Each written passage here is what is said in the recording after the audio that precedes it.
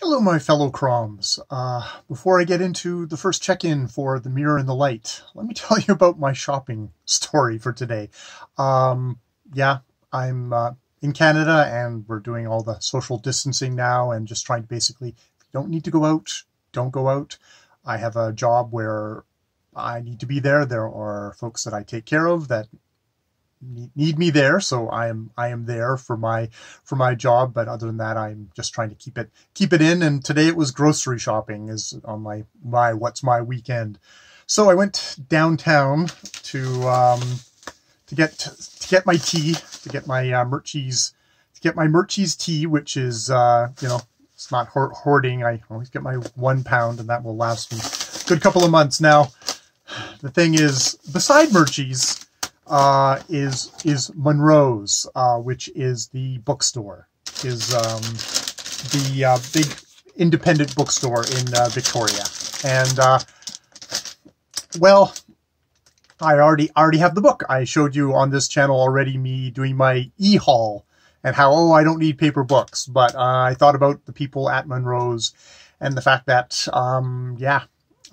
Victoria is a town which kind of depends on the big part of its summer is going to be the cruise ships all coming in, which looks like it not going to be coming in, and all that. So I decided I would go in, and I don't know if it's probably selfish on my part. I don't know what it is, but so yes, I bought a paper copy of The Mirror and the Light today. So yes, I've got that, and that's where I am in actual physical form, with my Monroe's bookmark with I'm presuming a Goddess of Wisdom.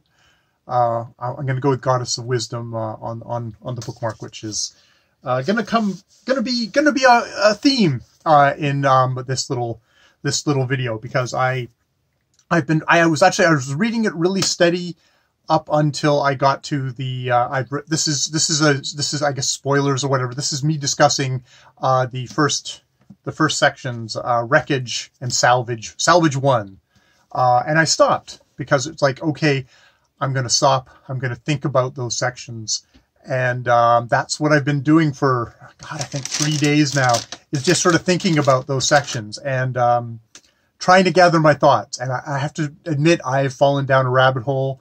I was looking through all my various notes that are spread out before me, and I feel like a little bit of, I've got my crazy wall, and I've got everything pieced out because I've kind of fallen in to a section, and that's when I think I decided, it's like, okay, you can't talk about all of this. Anne is dead. That's the opening, that's the first line of this thing is Anne is dead.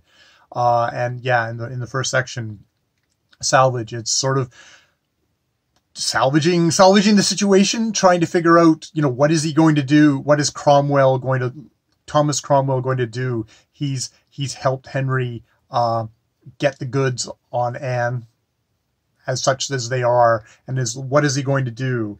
But I want to focus on this one little section within the Wreckage section, which is this long night that Thomas Cromwell has.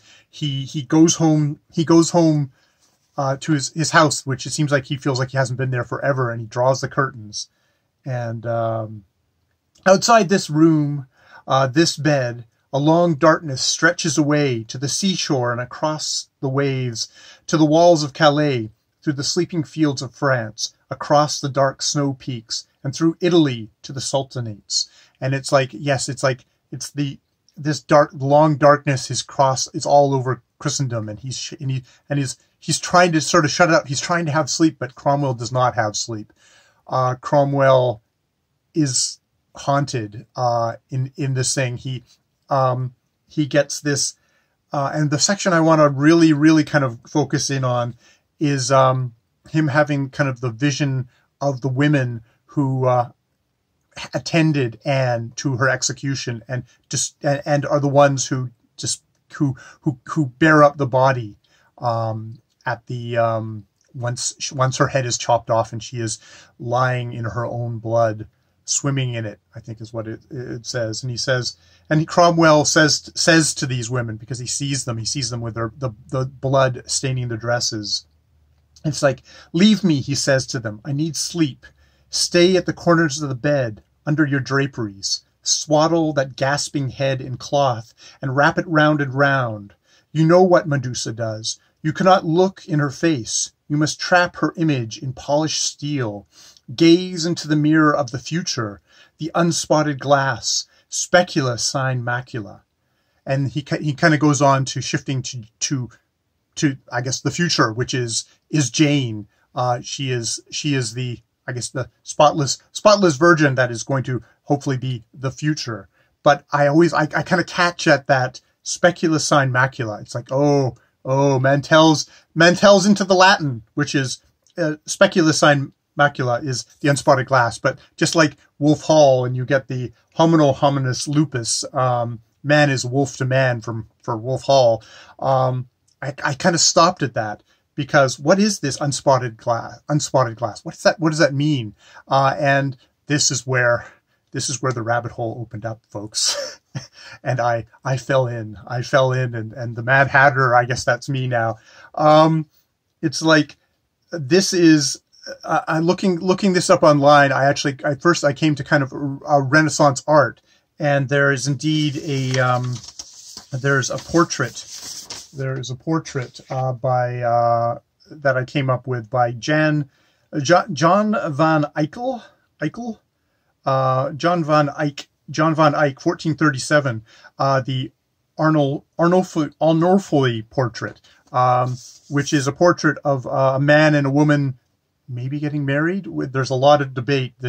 Of this deep portrait, and in the center of it there is this mirror, and in the detail of the mirror there is the scenes of the passion of Christ's life on the outside, and on the inside there is this mirror which is reflecting the back of this man and this woman perhaps getting married. And you can see, it's amazing in the image there, you can see the doorway, and you can see figures in the doorway, and there's various interpretations whether these are witnesses to a marriage, because you have to have witnesses to a marriage, and it's almost like this portrait is like a marriage contract.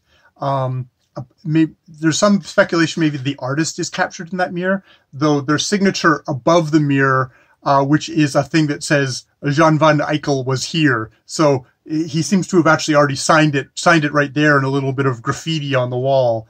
But this mirror, it's not just like, ooh, here's an artist flexing his thing.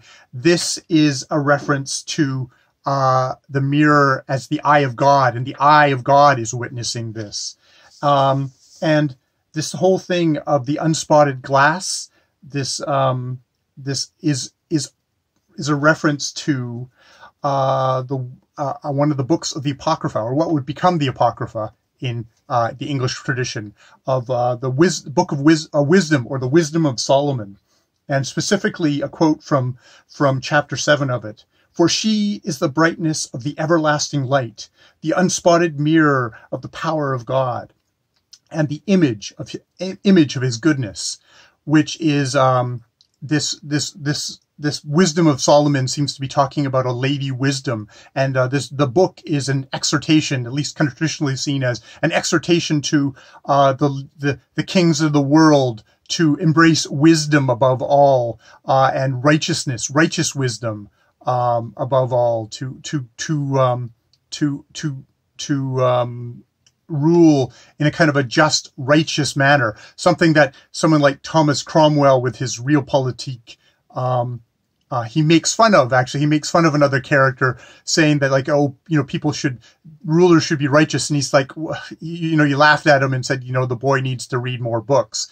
So it's interesting that you have that in the center of his thing, of him turning to Jane and talking about the unspotted glass, the specula sine macula, this vision of righteous, of an unspotted, of the power of God and the image of his goodness. And it's interesting because we're contrasting that with the Medusa, of Anne being the Medusa, and you get something like Caravaggio I think that's probably later, but you know, the idea of the hero puts up the shield and it reflects Medusa back at him, and that's back at her, and that's the only way they get her. And of course they behead Medusa. They have Medusa's head in a bag, and then just like they have Anne's head in the bag.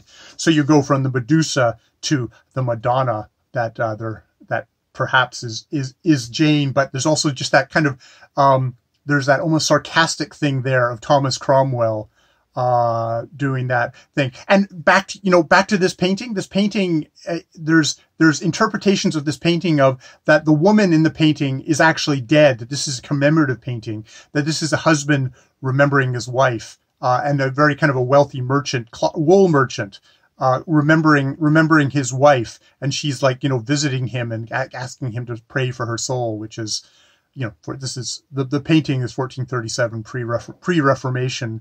So you get into the whole thing of Cromwell and his wife. And indeed, within this long night, you have him revisiting Wolsey, revisiting his wife Elizabeth, him thinking about back to like all the lives that he have. I think his life with his wife Elizabeth and Wolsey is like his fifth life, and as Master Secretary is his sixth life, and he is now on to his seventh life as Lord Cromwell. And it's like, you can't help but thinking, well, a cat has 9 lives. How many lives do you have, Cromwell? And I mean, and in this section, in this long dark night of the soul, we also have him having the memories of visiting George Boleyn, Anne's brother, and their final kind of thing, and them embracing him, George taking him in his thing and kind of falling apart in his arms.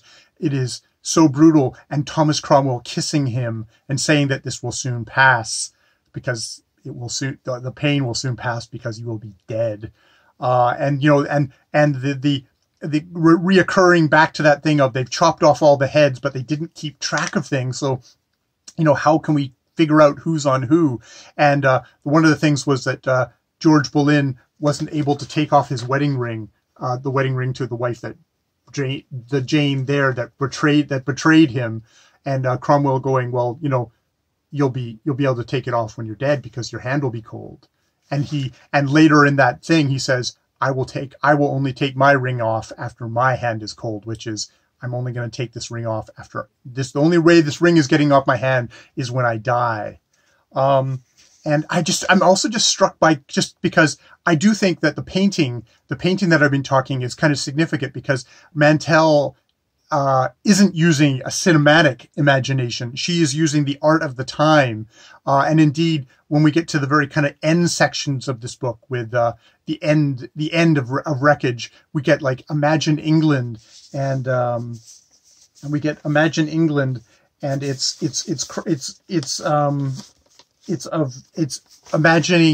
imagining a portrait picture of the royal barge going down the Thames and pulling away aside to be able to look in and see Henry caressing, you know, touching Jane, and his hands are fire because he's got all these rings on his hands, and you know, they're all illuminating, and there's all these kind of things of what kind of medical virtues all these stones have, which reminds me of kind of some of the nonsense today about crystals and all their beneficial my opinion that the beneficial powers, there was back then as well, and all, you know, kind of virility and stuff like that. And then it's like, oh, let's cross to this other panel into London, where there's Thomas Cromwell, and the artist has parted that wall, and you see him sitting at his desk with the turquoise ring on his finger, which is his ring from Wolsey, and a pen in his hand, which is his weapon. His most deadly weapon is the weapon that he has used to have Anne and all these men executed. And then we end with the section with, yes, we have the big parade now for Jane. We had a big parade for when Anne became queen. Now we have a big parade for Jane, and we end with a quote from it's William Dunbar, and it's you know, London. What is it? Oh God, I can't find it now. but we end with a quote from London, which is a rah-rah poem for London. And again, you know, this is using kind of the contemporary art of the time, and it's like, oh, London, the fairest. I can't remember what the quote is because I don't have it. I can't find it. My crazy wall has fallen down. I should have a crazy wall. It would be much easier to find.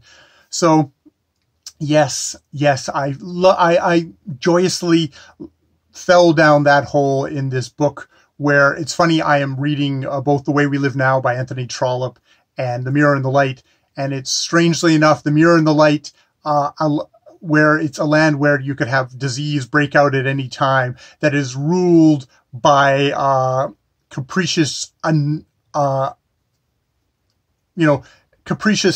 unpredictable rulers, feels frighteningly close to our own time in ways I doubt that Mantel may have been thinking at the time. But yes, I'm also just going to always go back to this, The Mirror and the Light. And it's like, you know, the unspotted, from the wisdom of Solomon, of the thing. For she is the brightness of the everlasting light, the unspotted mirror of the power of God, and the image of His goodness. I think I'll be looking for that, and looking to see if I can see the artist reflected in that mirror as well as the rest of us. All right. I will leave it at that. I will, of course, have links to all the other people in Cromwellathon. I think Tilly at the Tilly's Bookshelf has a video out. Jason, I hope you are feeling better and you are sinking into The Mirror and the Light. It's bringing you a little bit of joy in dark times. All right. Joy to the rest of you as well in these times. Get it where you can find it. More videos later.